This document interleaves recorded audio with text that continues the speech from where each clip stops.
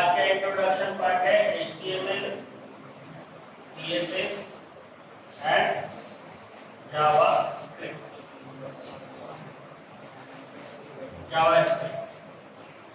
और आज हम ये देखेंगे कि इन तीनों चीजों से किस तरीके से कोडिंग होती है कि वेबसाइट डिजाइनिंग में या वेबसाइट डेवलपमेंट में इससे हमें क्या फायदा मिलता है।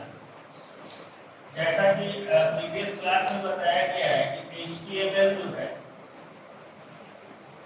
एक प्रोग्रामिंग लैंग्वेज नहीं होता है, और प्रोग्रामिंग लैंग्वेज नहीं होने के पीछे रीजन बस इतना ही है कि वो किसी भी तरह का कैलकुलेशन नहीं कर सकता है, चाहे वो अरिथमेटिक कैलकुलेशन हो या फिर किसी तरह का लॉजिकल कैलकुलेशंस हो, वो हमारा ये HTML के थ्रू नहीं हो सकता।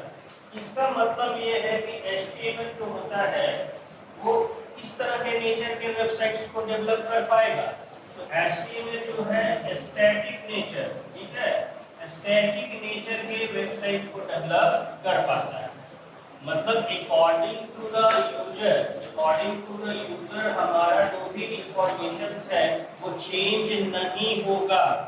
सारे यूजर्स के लिए अगर सेम इंफॉर्मेशन वहां प्रोसीड कर रहा है वेबसाइट, देन वो कौन सा है, स्टैटिक नेचर का वेबसाइट। तो स्टैटिक नेचर से हम लोग क्या करते हैं भाई, HTML से स्टैटिक नेचर की वेबसाइट को तैयार करते हैं।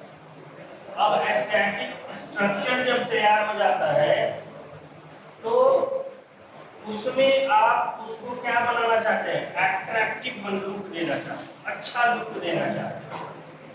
और HTML के पास उतना टैग्स नहीं है जो आपको अट्रैक्टिव लुक प्रोवाइड कर पाए।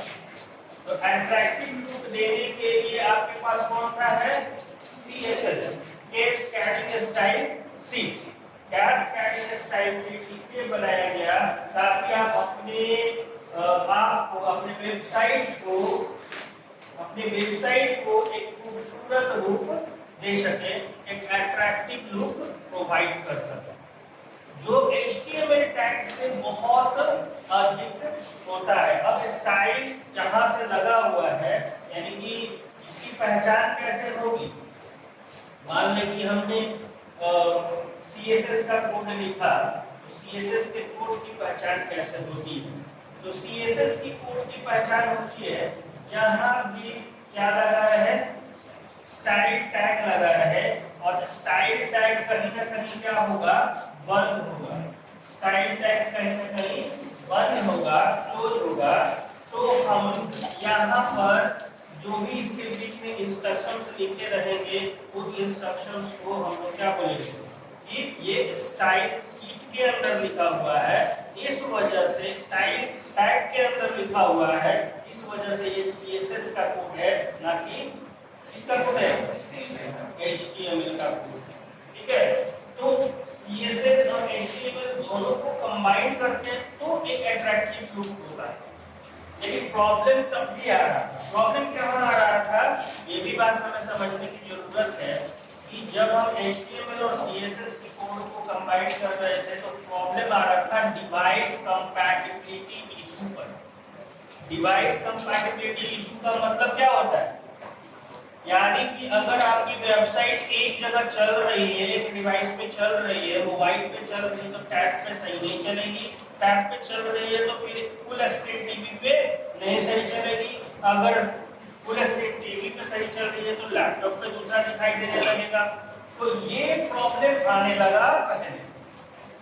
तो इस प्रॉब्लम को दूर करने के लिए हम लोगों ने वेबसाइट को बूटस्ट्रैप मॉडल में बनाना चालू किया।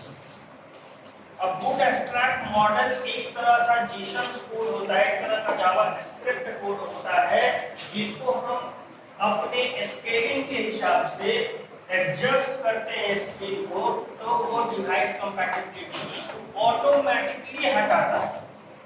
यानी कि ऑटोमेटिकली वेबसाइट मोबाइल के व्यू पॉइंट से एडजस्ट हो जाएगा और फिर टैब के व्यू पॉइंट से ऑटोमेटिक एडजस्ट हो जाएगा, और अगर आप लैपटॉप या डेस्कटॉप पे कर रहे हैं तो भी क्या हो जाएगा, ऑटोमेटिक एडजस्टमेंट लेंगे। तो ये बात काफी जगहों पे आपने देखा होगा कि वही वेबसाइट जो है वो इस तरह के लुक से फुल खुल रहा है लैपटॉप में और किस तरह के लुक से खुल रहा है आपके मोबाइल। तो आगे हम देखते हैं 1 मिनट।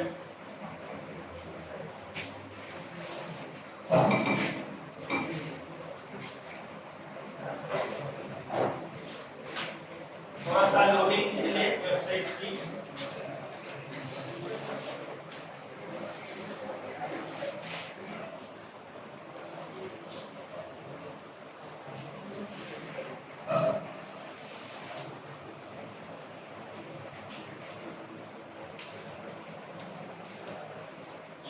कॉपी कर रहा है, राइट क्लिकिंग का सारा सा ऑप्शन आ रहा है।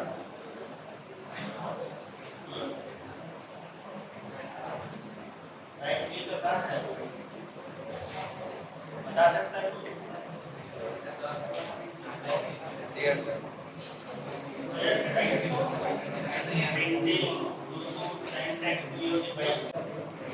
डिजिटल पैनल का भी हो गया ना।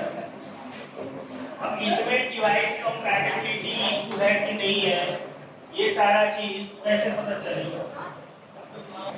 ये एक वेबसाइट हो गया हमारा और इसका व्यू पॉइंट हम लोग लुक देख रहे हैं कि क्या लुक है। अब डिवाइस कंपैटिबिलिटी इशू है कि नहीं है, ये डिवाइस कंपैटिबिलिटी इशू कैसे पता किया जा सकता है।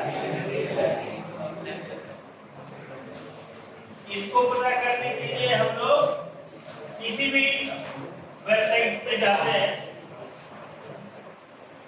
तो हम राइट क्लिक करके इंसर्ट एलिमेंट पे जाएंगे और देखिए कि मेनू का साइज क्या होगा, मोबाइल के अकॉर्डिंगली हो गया। अब यहीं से मेनू खुल सकता है ना।